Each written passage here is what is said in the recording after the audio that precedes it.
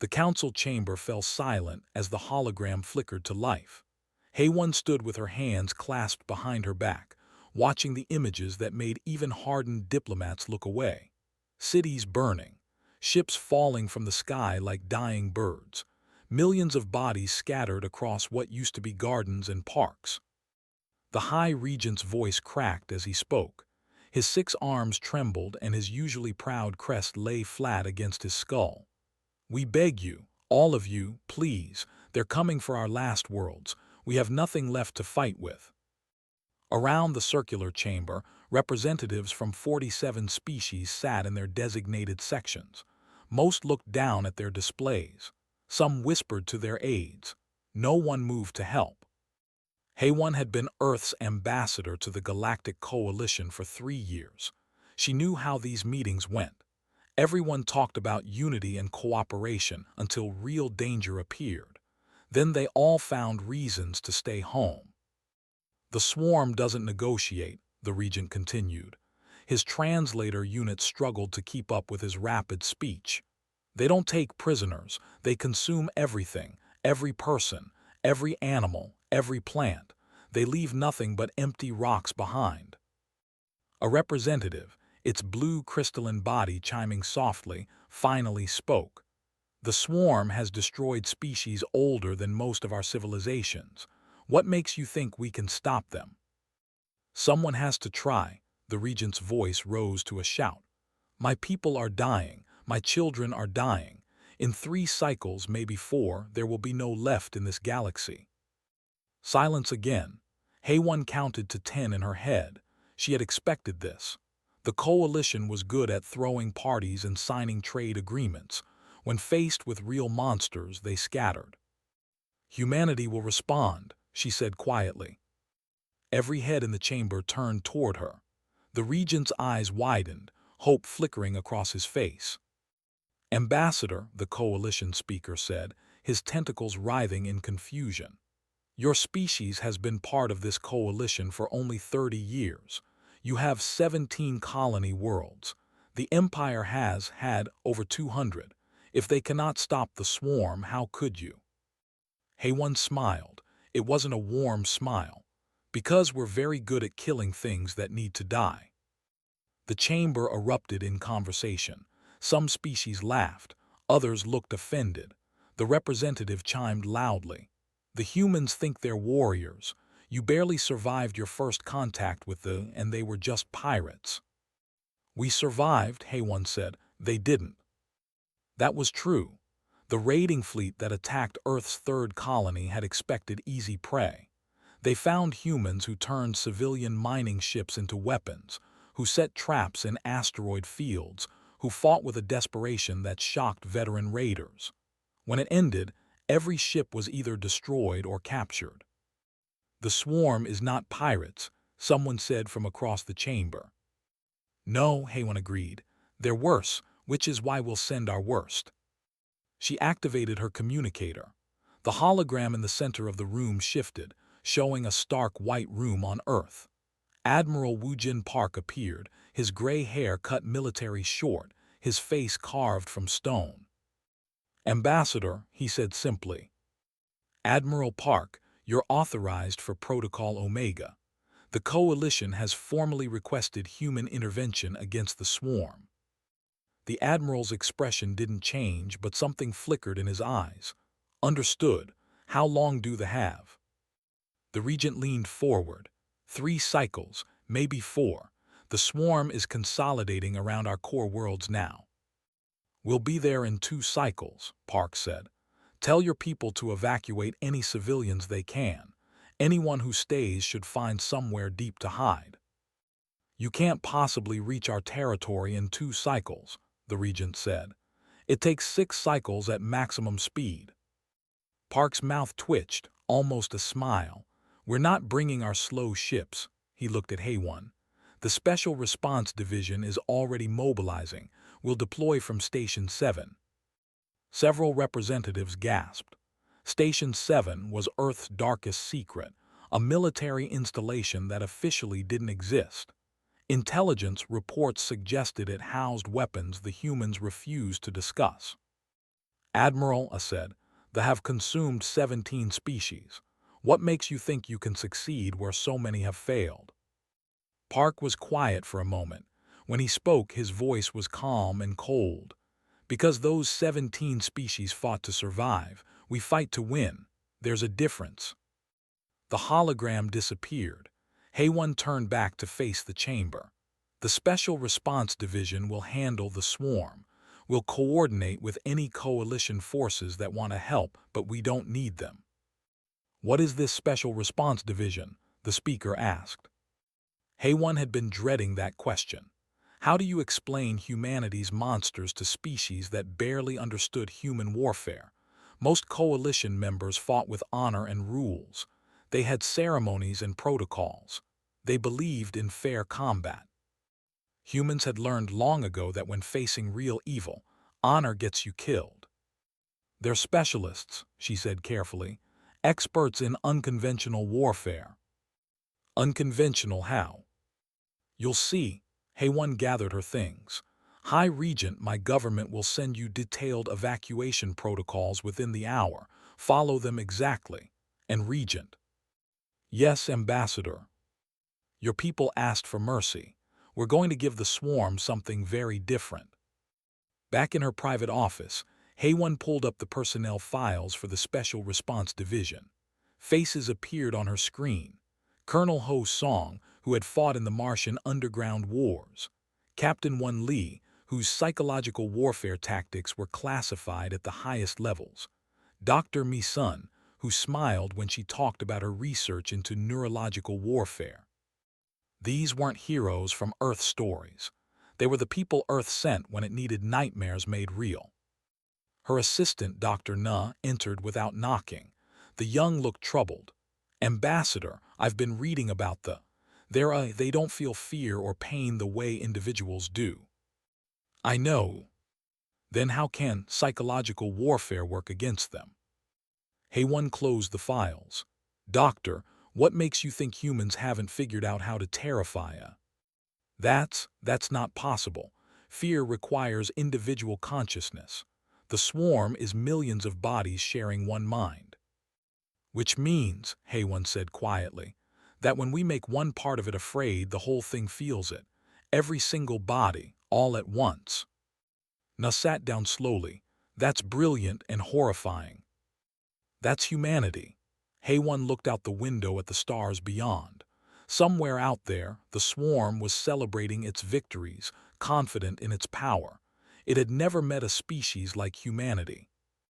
She thought about Earth's history, the wars, the weapons, the terrible things humans had done to each other. For centuries, they had been their own worst enemy. Now they had a new target. Doctor, she said, make sure they understand something very important.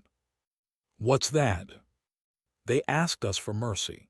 We're going to show them why you should never ask humans to stop being merciful. Because when we do, when we send our monsters out to hunt, there's nothing in this galaxy that can stand against us. The ships were already moving. In 2 cycles, the Special Response Division would arrive at space, and the swarm, ancient and terrible, would learn what it meant to be prey. The defense coordinator stared at his display screen and tried to understand what he was seeing. The human fleet had just dropped out of faster-than-light travel at the edge of their star system, right on schedule. But these weren't the ships he expected. Are those decorated? His assistant asked, leaning closer to the screen. They were. Instead of the clean military vessels the coordinator had seen in human promotional materials, these ships bore strange markings, painted symbols, tally marks. Some even had words written across their hulls in human languages. The lead ship was especially unusual. Someone had painted a massive grinning skull on its front, and beneath it, words in English. Here for a bad time, not a long time. Put me through to their commander, the coordinator said. A moment later, a human face appeared on the screen. Colonel Ho Song wore a uniform that looked like it had seen years of use. His eyes were calm, almost bored.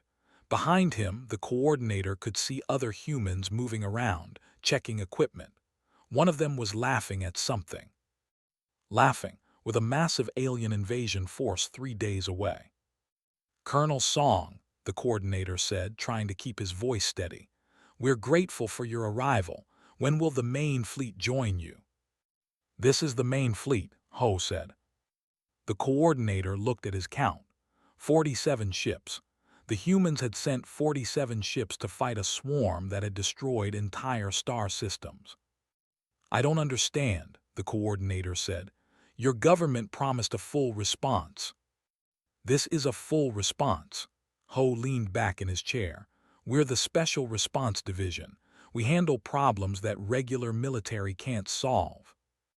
The swarm has over 10,000 vessels in this sector alone. We know, we've been studying them since your High Regent asked for help."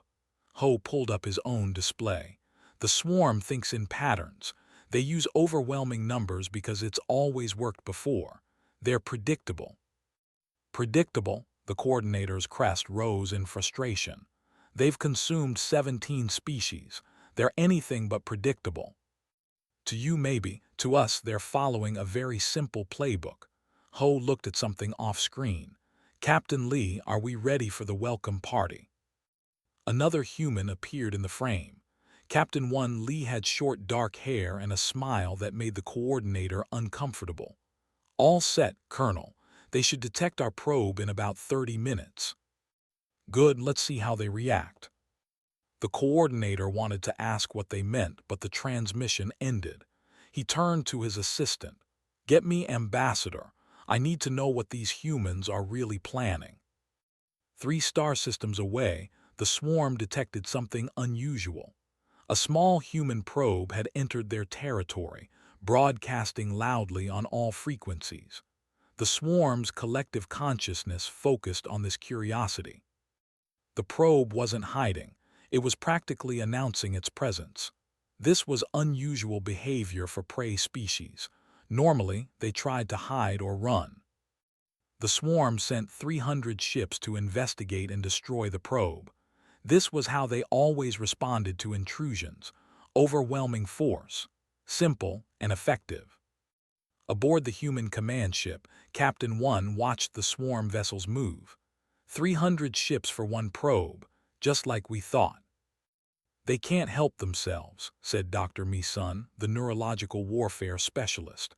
She was drinking coffee and reviewing data streams with obvious excitement. "It doesn't have individual initiative. When one part detects a threat, the whole mind responds. It's automatic." "Which makes them easy to bait," one said. She pressed a button. "Detonating the probe now." The probe exploded, but not with traditional weapons. Instead, it released a burst of specific electromagnetic frequencies, carefully designed based on weeks of research into swarm communication patterns. The swarm ship stopped moving. For 5 full seconds they hung in space, motionless. "What did you do to them?" the coordinator asked. He was watching the human operations through a shared data link. "We said hello in their language," one replied, "and we made sure it hurt." The swarm ships recovered and continued toward where the probe had been, but now they moved differently, less organized. Some hung back while others surged forward. "They're confused," Dr. Mi-sun said happily. The frequency pulse disrupted their coordination, not by much but enough. They're questioning the connection between individual units. Colonel Ho stood up. "Launch Phase 2. 6 human ships broke from the main fleet, moving fast. They headed straight for the swarm vessels." The coordinator felt panic rising. "Colonel, you're outnumbered 50-1. "I can count," Ho said calmly. The 6 human ships split into 3 pairs. As the swarm vessels closed in, the human ships did something unexpected. They didn't fire weapons. Instead, they released clouds of small objects that scattered through space. The swarm ships flew through the clouds, ignoring them. Why would they fear debris? Then the objects activated. Each one was a broadcaster, sending out the same disruptive frequencies as the probe, but from hundreds of different points.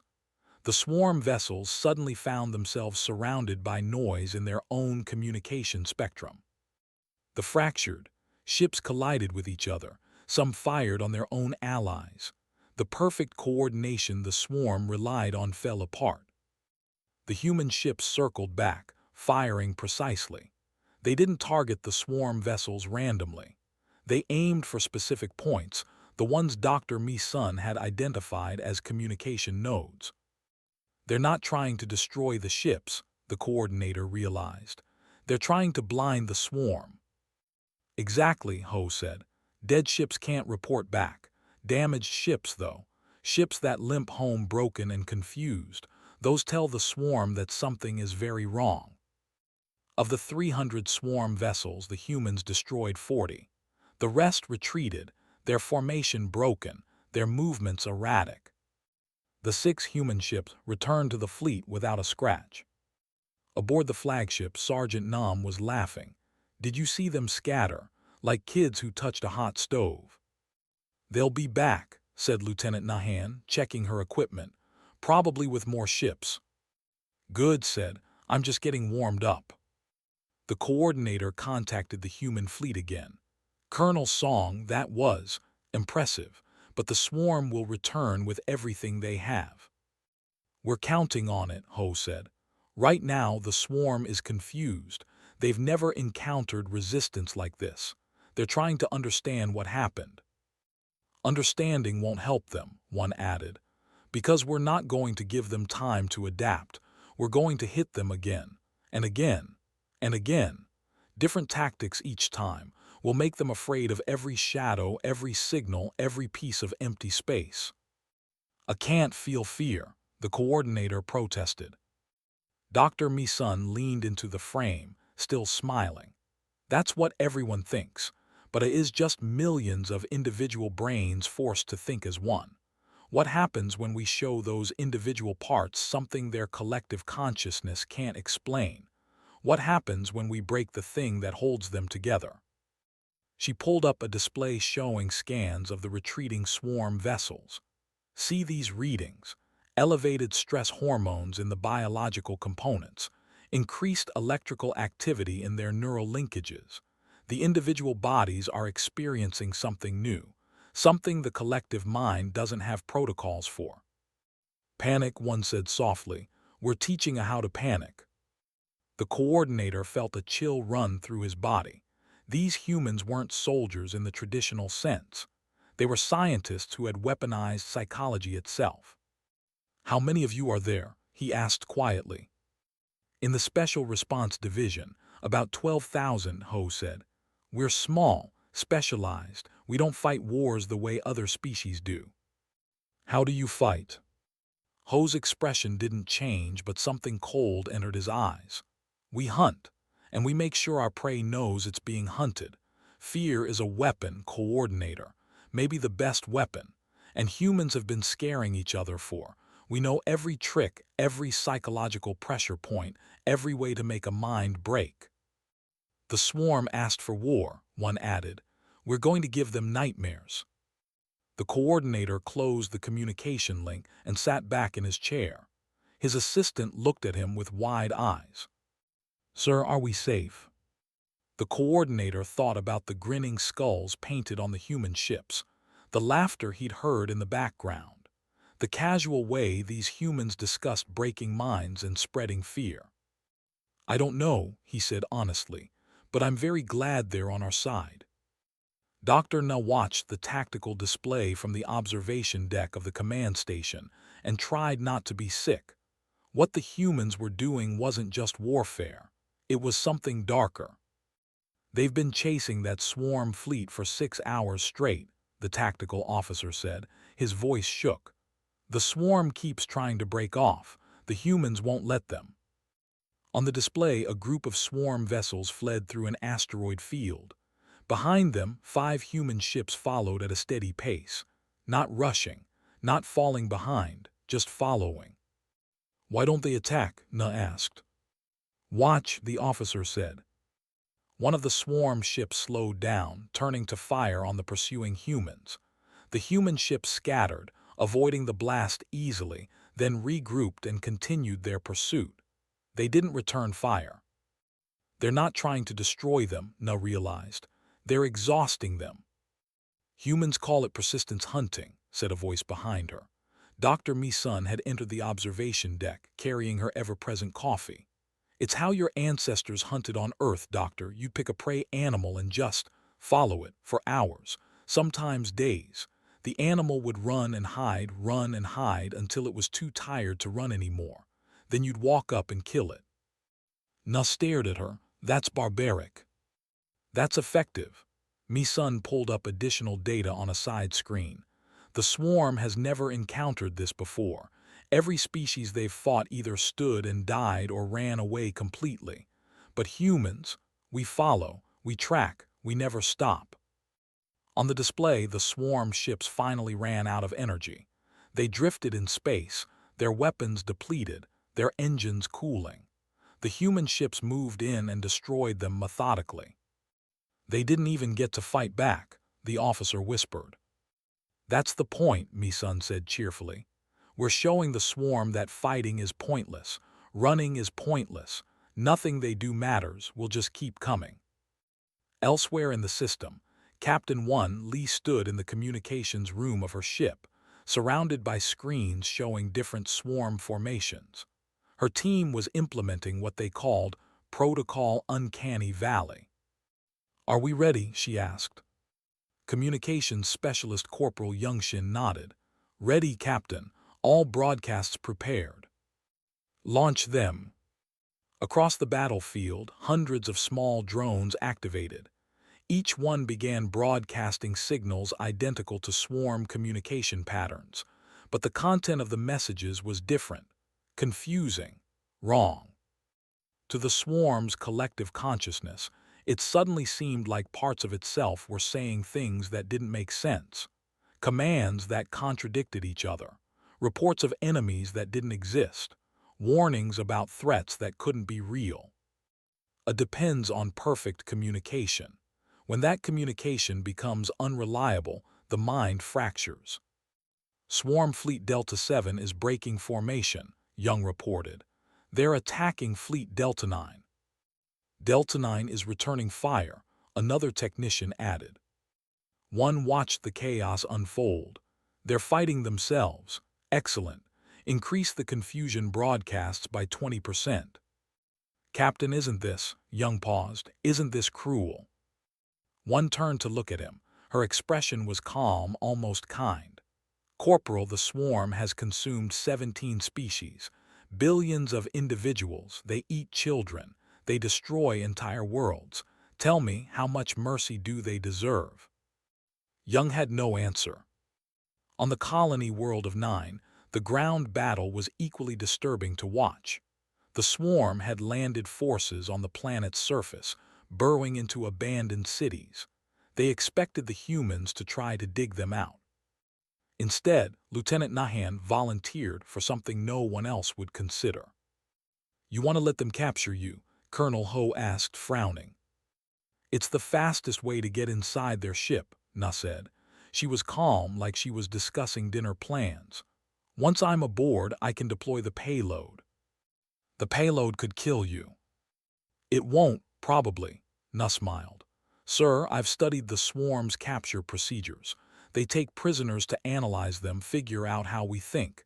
They'll put me in a containment area. That's exactly where I need to be. Ho studied her face. You're serious. Completely. 3 hours later, Na allowed herself to be discovered by a swarm patrol. She fired her weapon until it was empty, then pretended to run. The swarm caught her easily, dragging her onto one of their bioships. Inside the ship, the air smelled like rotting meat. The walls were made of organic material that pulsed with the ship's heartbeat. Na was placed in a containment cell with transparent walls. Swarm creatures approached, studying her. Their eyes were empty, controlled by the distant. They didn't see her as a person, just data to collect. Na waited until they left. Then she activated the device hidden in her tooth. The virus was Dr. Mi-sun's masterpiece. It didn't kill. That would be too simple. Instead, it affected the swarm's neural network, making the individual bodies feel sensations they couldn't control. Pain, terror, despair. All the things the swarm had caused in others. The effect was immediate.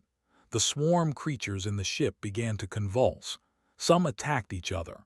Others smashed themselves against the walls. They tried to shut down the affected individuals, but the virus spread too fast. Within minutes, the entire ship was in chaos. Na broke out of her cell easily, navigating through corridors filled with writhing swarm bodies.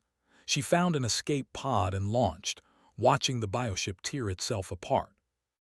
Back on the command ship, Na confronted Admiral Wu Jin Park in his office. She was angry now, the horror of what she'd witnessed pushing aside her usual diplomatic restraint. "You're torturing them," she said. "That virus Lieutenant Han used, it makes them feel pain, real pain." Park looked up from his reports. "Yes." "How can you justify that?" "Doctor, how old are you?" The question caught her off guard. 28, why? "You grew up in a peaceful time. Earth has been at peace for 40 years. You've studied other species from a safe distance. You've never had to fight for survival."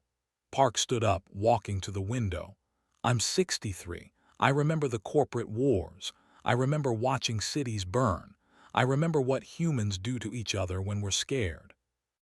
"That doesn't answer my question." "It does, actually." Park turned to face her. "Humanity spent thousands of years being our own worst enemy.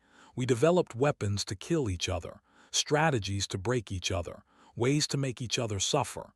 We got very, very good at it." He pulled up a hologram showing Earth's history. Wars, genocides, atrocities. "Every species out here thinks we're young and naive," Park continued.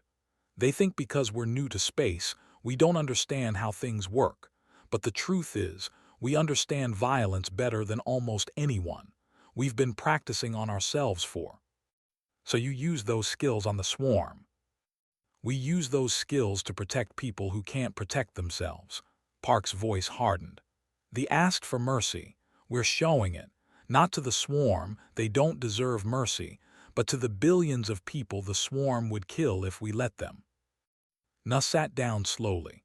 "When this is over, how do we go back to being normal? How do the soldiers who did these things just return to regular life?" "The same way humans always have." Park returned to his desk. "We carry what we've done, we live with it, and we make sure it meant something." On the planet below, Sergeant Nam was setting up what he called art installations. He'd placed explosive charges throughout an abandoned city in patterns that seemed random but weren't. "Sergeant, the swarm is moving into the city now," his spotter reported. "Good, let them get comfortable." Watched through his scope as thousands of swarm creatures flooded into the streets. They moved in perfect formation, searching for human forces to fight. They found empty buildings instead. When half the swarm force was deep in the city, triggered the charges. The explosions weren't designed to kill, not primarily. They were designed to create specific patterns of sound and light. Patterns that Dr. Mi-sun had identified as particularly disturbing to the swarm's sensory processing. The swarm creatures stopped moving. Their bodies shook. Some fell over. Others ran in random directions, their movements no longer coordinated. "It's working," the spotter said, amazed. "You're making them confused." "Better than confused," said. "I'm making them afraid of cities, afraid of buildings, afraid of empty spaces. Next time they approach a city, they'll remember this feeling." He watched the swarm retreat, their formation broken, and felt satisfied. This was warfare the way humans understood it best, not just defeating the enemy but breaking their will to fight. That night the human forces gathered on their ships. They ate together, told jokes, laughed about close calls. To anyone watching they seemed normal, happy even. That was what disturbed Na most. These people who spent their days devising new ways to terrify and torture an enemy could turn it off so completely. They could be monsters by day and ordinary people by night. Maybe that was the most frightening thing about humans. They didn't look like monsters. They didn't act like monsters most of the time. But when they needed to be, when they chose to be, they were the most terrifying things in the galaxy. Commander Min-O studied the strategic map in the war room and allowed herself a small smile. Everything was proceeding exactly as predicted.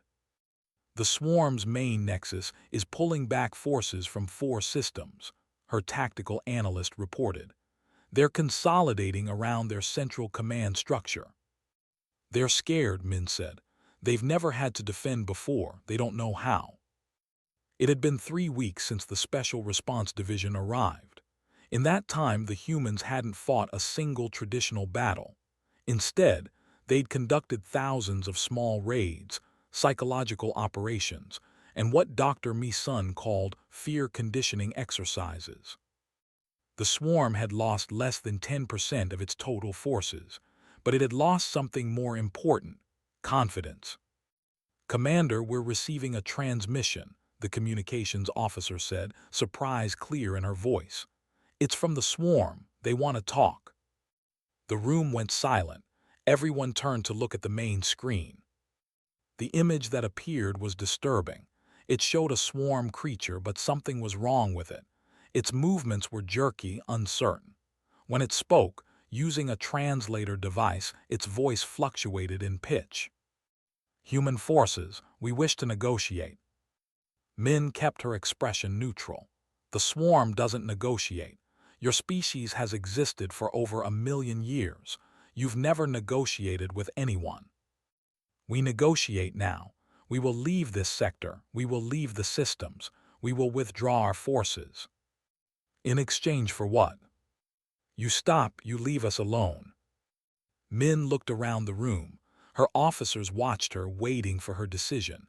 She activated her communicator. "Colonel Song, we have the swarm's surrender offer. Your input."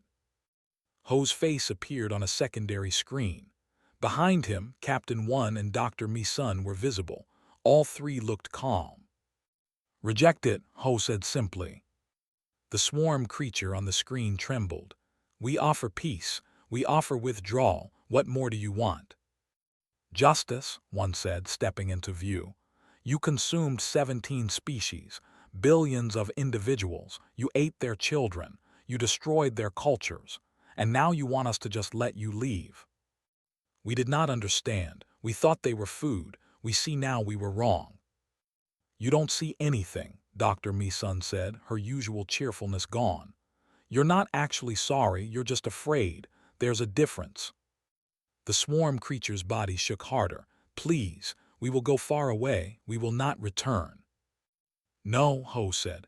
"You'll go where we send you, and you'll remember this lesson forever." The transmission ended. The swarm creature disappeared from the screen. "They'll fight now," Min said. "A cornered animal always fights." "Let them," Ho's voice was cold. "It won't help."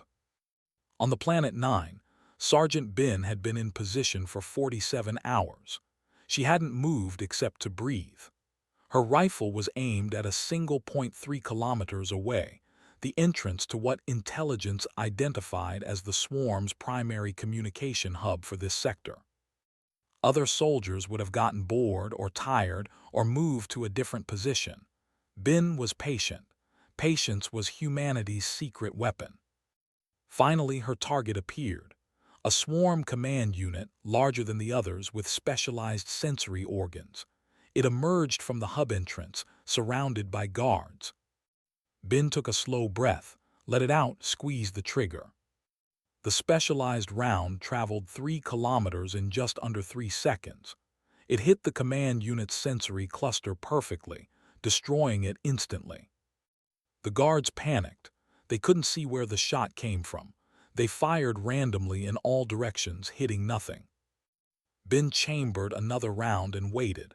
Eventually, another command unit would have to emerge, and she would be waiting.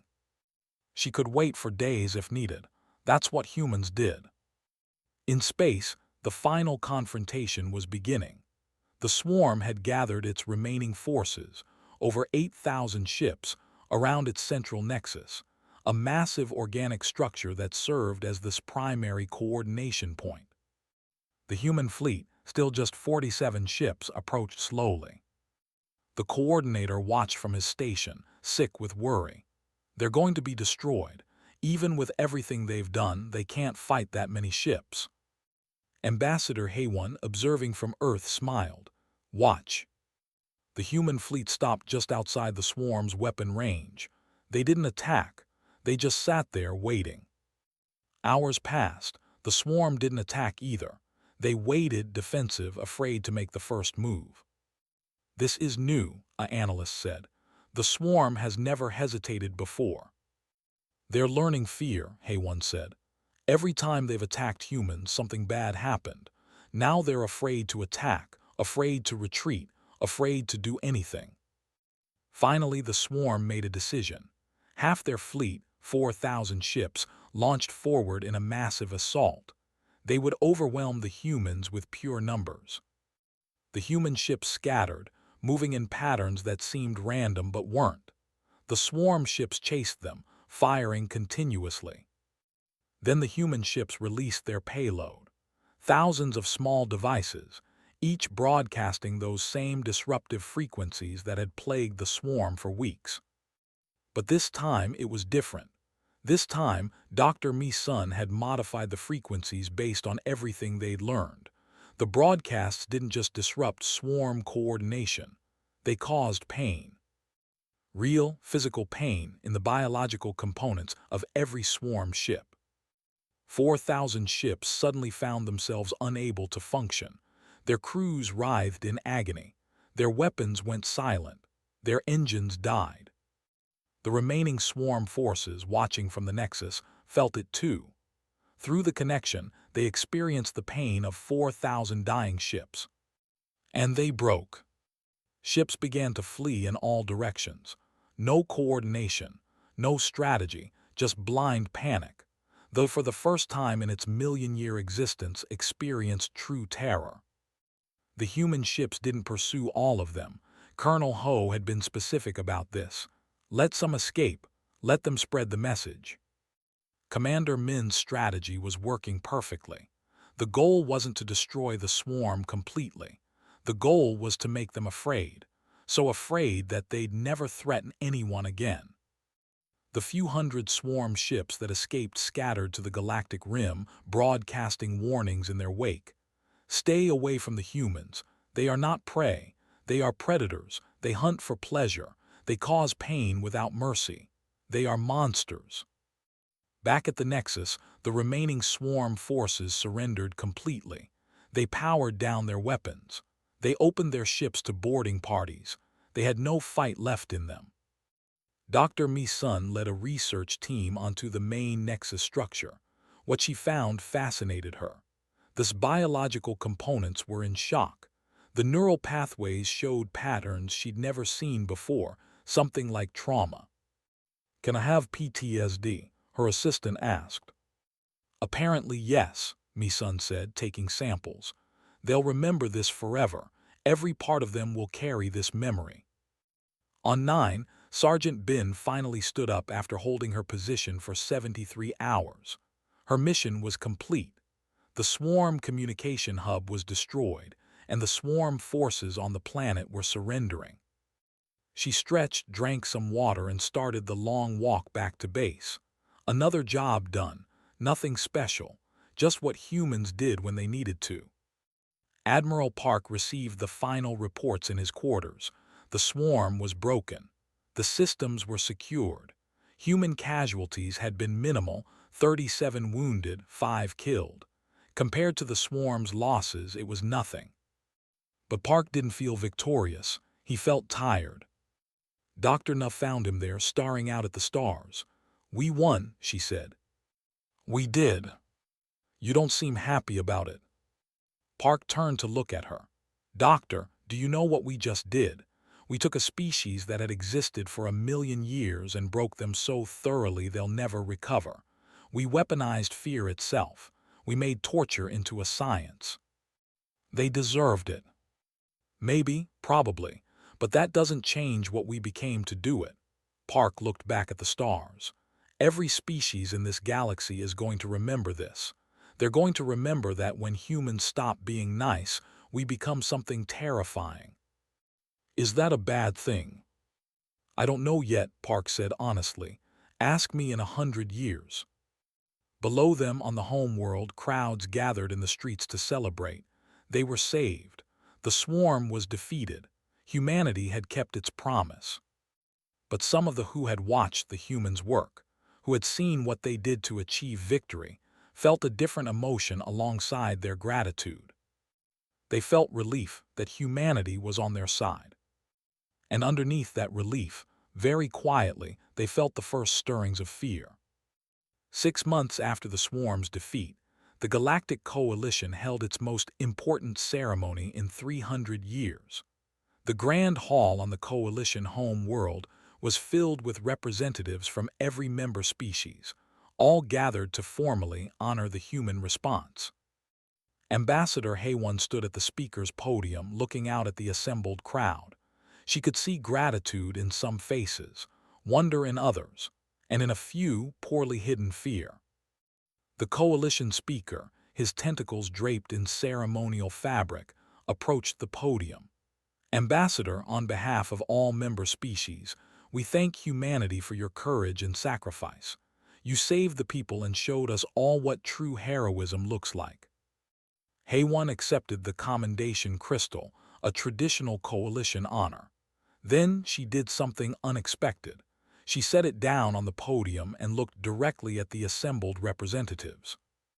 Thank you for this honor, she said, but I need to be clear about something. You didn't see heroism, you saw necessity. The hall went quiet. You asked for our help because you were desperate, HFY continued. You asked us to save you from monsters. We did that, but we didn't do it by being heroes. We did it by being willing to become something worse than what we fought. She pulled up a holographic display showing human tactical operations against the swarm, the psychological warfare, the torture, the relentless hunting. This is what humanity is capable of when we stop being polite, she said. When we stop pretending to be civilized. We sent our monsters because that's what the situation required. And now you know, all of you know, what we can do. The High Regent stood up from his seat. Ambassador, we are grateful regardless of your methods. Our species survives because of you. I know and I'm glad we could help, but gratitude isn't enough. HFY's voice hardened. The swarm existed for 1,000,000 years. They consumed 17 species, and in all that time no one stopped them. Do you know why? Silence. Because stopping them required someone willing to do terrible things, someone willing to weaponize fear and pain, someone willing to hunt without mercy. She paused. Every species here has codes of honor, rules of warfare, lines you won't cross. Humans cross those lines when we have to. A representative chimed loudly. Are you threatening us, Ambassador? No, HFY said. I'm being honest with you. Humans value peace. We value cooperation.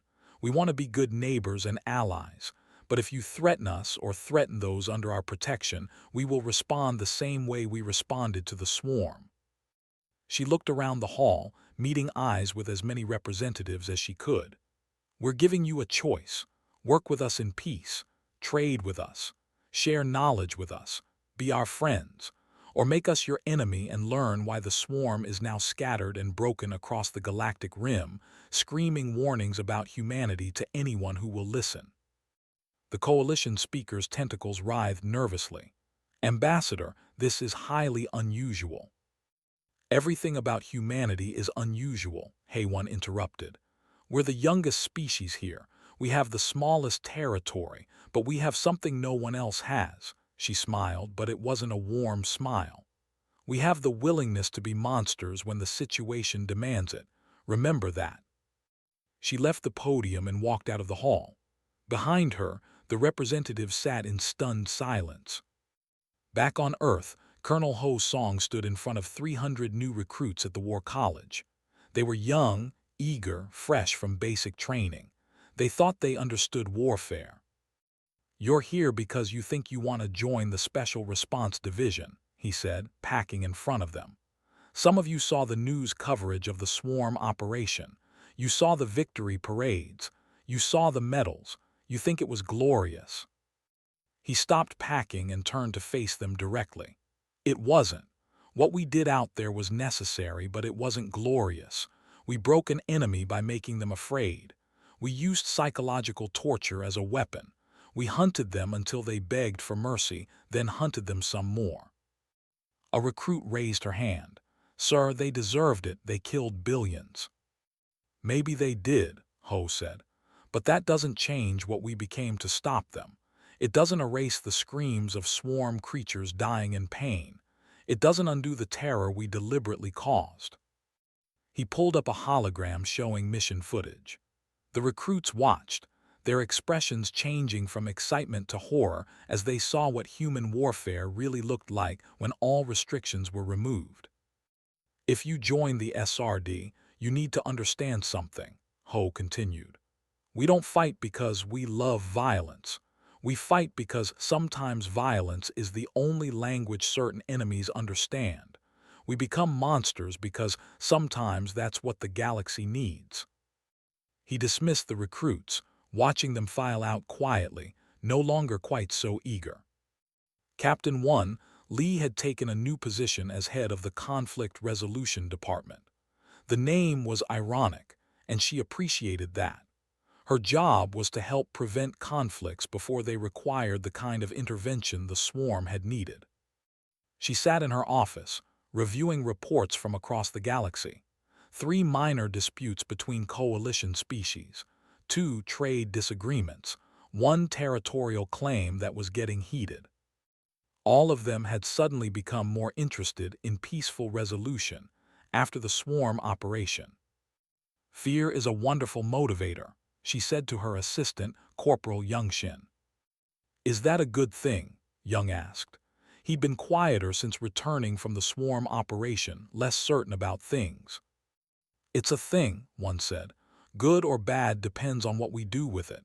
If fear of humanity keeps species from going to war with each other, that's good. If it makes them hate us, that's bad. She leaned back in her chair. Time will tell which way it goes. Dr. Mi-sun continued her research, now with full coalition funding. She'd been offered laboratory facilities on 4 different worlds, all eager to learn from humanity's understanding of psychological warfare. She'd accepted none of them. Instead, she stayed on Earth in a small lab, documenting everything she'd learned about the swarm operation. Why are you writing all this down? Her research partner asked. Because someone needs to remember the cost, Mi-sun said. She'd stopped smiling so much these days. We developed weapons that attack the mind itself. We figured out how to make a feel trauma. That knowledge doesn't just disappear. Someone might use it again someday. Isn't that what you want? Mi-sun looked up from her work. I want people to understand what these weapons do, not just to the enemy but to the people who use them. Every soldier who served in the swarm operation carries what they did. Some are fine with it. Others have nightmares. All of them changed. She saved her work and stood up. Knowledge without context is dangerous, so I'm providing context. Future generations need to know, yes, we can do terrible things, but we should only do them when there's no other choice. Dr. Na had requested a transfer. She no longer wanted to work with the military. Instead, she took a position at Earth's Institute, teaching future diplomats about alien species. On her first day, a student asked her about the swarm operation. Was it right, the student asked, what we did to them? Na thought for a long moment. That's the wrong question, she finally said. The right question is, was it necessary? Was it? I think so. The swarm had destroyed 17 species. They would have destroyed more. Someone had to stop them. Na pulled up historical data. But necessary doesn't mean good. It doesn't mean we should be proud of it. It means we did what had to be done, and now we live with the consequences. What are the consequences? We're feared now, Na said. Other species look at us differently. They're grateful, yes, but they're also afraid. They know what we're capable of. That fear might keep the peace for a while, or it might eventually breed resentment. We'll see. Admiral Woojin Park remained in command of Earth's military forces, watching the stars and waiting for the next crisis. He knew it would come eventually. It always did. But now, when it came, humanity would face it from a position of strength. The galaxy knew what humans could do when pressed. He received a communication from Ambassador Haywan. Admiral, we've had 17 species request military cooperation agreements in the last month. They all specifically asked for human psychological warfare training. Approve them, Park said, but send advisors only. Don't give them everything. Some knowledge is too dangerous to share freely. Agreed. Also, the coalition wants to draft a new treaty, the Human Accord. It's essentially a non-aggression pact with teeth. No species threatens humanity or its allies. Park allowed himself a small smile. They're calling it after us. They're afraid of us, Admiral. They're making it official. In the galactic core, scattered fragments of the swarm drifted through empty space, broadcasting their warnings to anyone who would listen. The once mighty was broken into dozens of small, traumatized pieces, each carrying the memory of what humanity had done to them. One fragment, hiding in a dark nebula, sent out a final message before going permanently silent. We came to their galaxy as conquerors. We had consumed 17 species. We thought we understood predators. We were wrong. The humans are not like other species. They do not fight to survive. They fight to win. They do not show mercy to enemies. They show nightmares. We are the ancient and terrible, and we learned that in the dark between stars, humanity is the thing that hunts. Remember us. Remember what happened when we met them, and pray they never have reason to hunt you. The message spread across the galaxy, carried by traders and explorers. It became a legend, a warning, a promise. Humanity had answered the plea for mercy. They'd sent their monsters. They'd broken an ancient evil, and in doing so, they'd changed the galaxy forever. On Earth, life went on. People worked, loved, raised children, pursued dreams. The soldiers of the Special Response Division returned to their families. Some adapted easily, others struggled. All of them carried the weight of what they'd done. But they'd done it. When the galaxy needed monsters, humanity had provided them. When the galaxy needed someone willing to cross lines that shouldn't be crossed, humans had stepped forward. And now everyone knew. Humanity would be your friend, your ally, your partner in peace. But threaten them, threaten those they protected, and you would meet their monsters. The galaxy had asked for mercy.